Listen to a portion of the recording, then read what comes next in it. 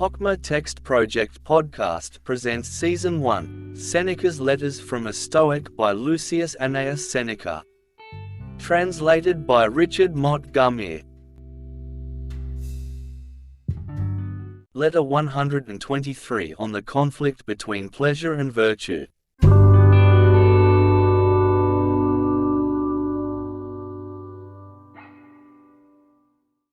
Wearied with the discomfort rather than with the length of my journey, I have reached my Alban villa late at night, and I find nothing in readiness except myself. So I am getting rid of fatigue at my writing table.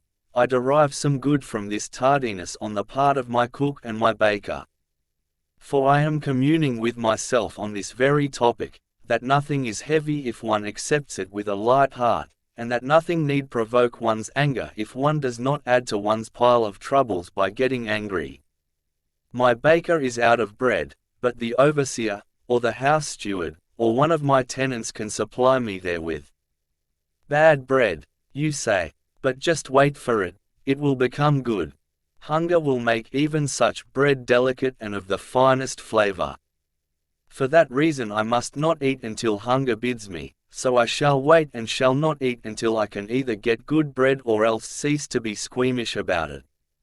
It is necessary that one grow accustomed to slender fare, because there are many problems of time and place which will cross the path even of the rich man and one equipped for pleasure, and bring him up with a round turn.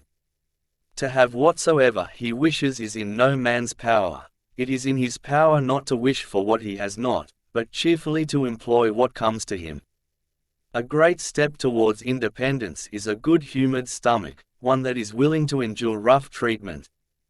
You cannot imagine how much pleasure I derive from the fact that my weariness is becoming reconciled to itself. I am asking for no slaves to rub me down, no bath, and no other restorative except time. For that which toil has accumulated, rest can lighten. This repast, whatever it may be, will give me more pleasure than an inaugural banquet.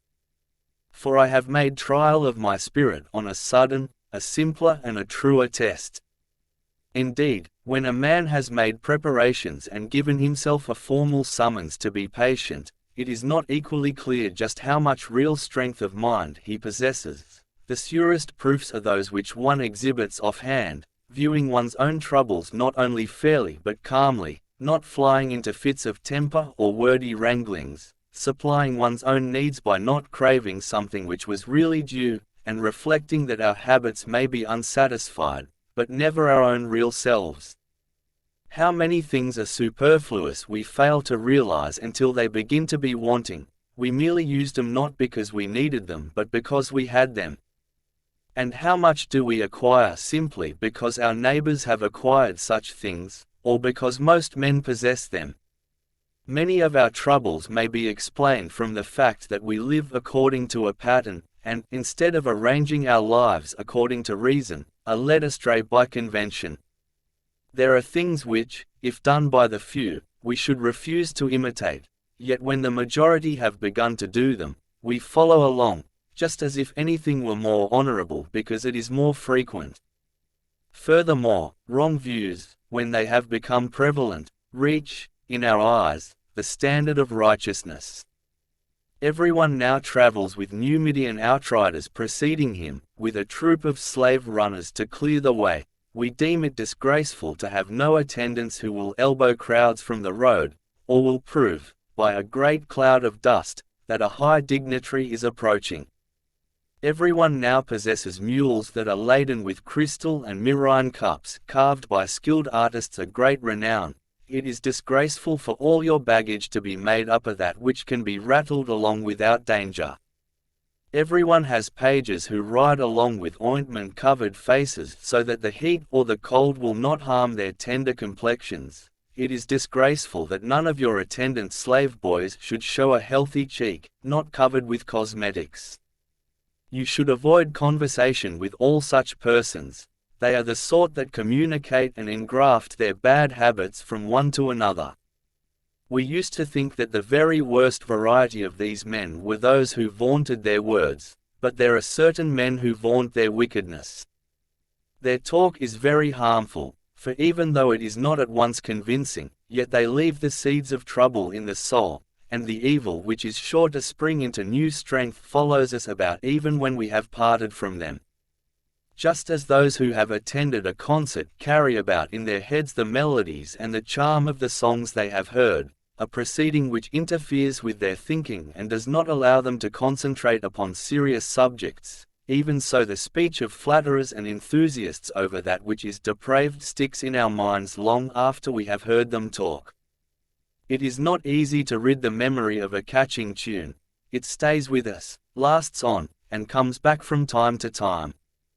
Accordingly, you should close your ears against evil talk, and right at the outset, too, for when such talk has gained an entrance and the words are admitted and are in our minds, they become more shameless.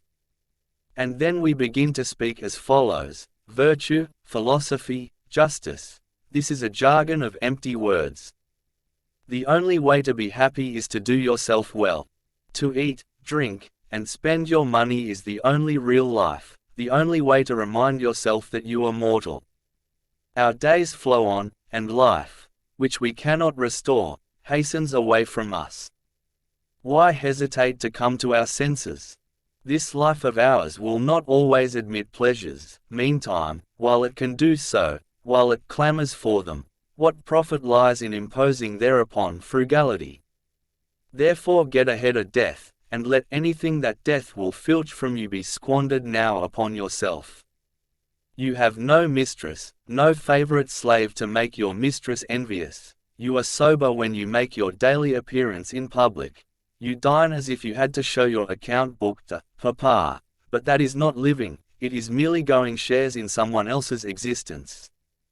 And what madness it is to be looking out for the interests of your heir, and to deny yourself everything, with the result that you turn friends into enemies by the vast amount of the fortune you intend to leave.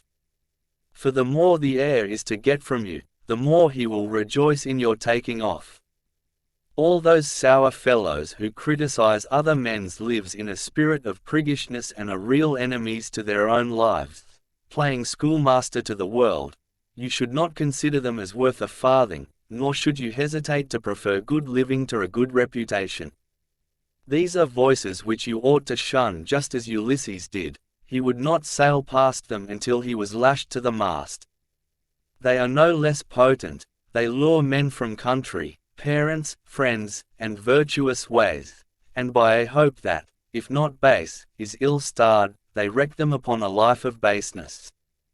How much better to follow a straight course and attain a goal where the words, pleasant, and honorable, have the same meaning.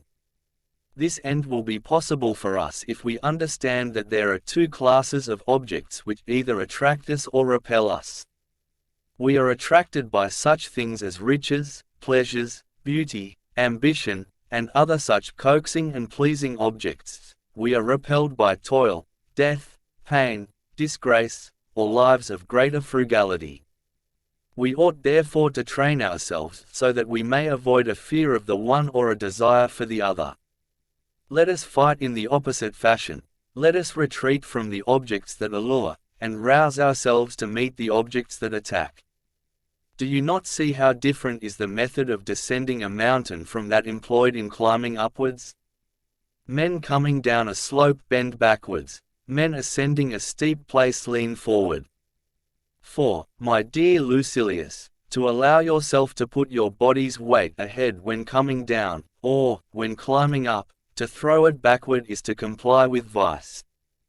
The pleasures take one downhill, but one must work upwards toward that which is rough and hard to climb. In the one case let us throw our bodies forward, in the others let us put the check rein on them. Do you believe me to be stating now that only those men bring ruin to our ears, who praise pleasure, who inspire us with fear of pain, that element which is in itself provocative of fear? I believe that we are also injured by those who masquerade under the disguise of the Stoic school and at the same time urge us on into vice. They boast that only the wise man and the learned is a lover. He alone has wisdom in this art. The wise man too is best skilled in drinking and feasting. Our study ought to be this alone, up to what age the bloom of love can endure. All this may be regarded as a concession to the ways of Greece. We ourselves should preferably turn our attention to words like these. No man is good by chance. Virtue is something which must be learned. Pleasure is low, petty, to be deemed worthless, shared even by dumb animals, the tiniest and meanest of whom fly towards pleasure. Glory is an empty and fleeting thing, lighter than air. Poverty is an evil to no man unless he kick against the goads. Death is not an evil, why need you ask? Death alone is the equal privilege of mankind. Superstition is the misguided idea of a lunatic. It fears those whom it ought to love. It is an outrage upon those whom it worships. For what difference is there between denying the gods and dishonoring them? You should learn such principles as these, nay, rather you should learn them by heart. Philosophy ought not to try to explain away vice. For a sick man, when his physician bids him live recklessly, is doomed beyond recall. Farewell.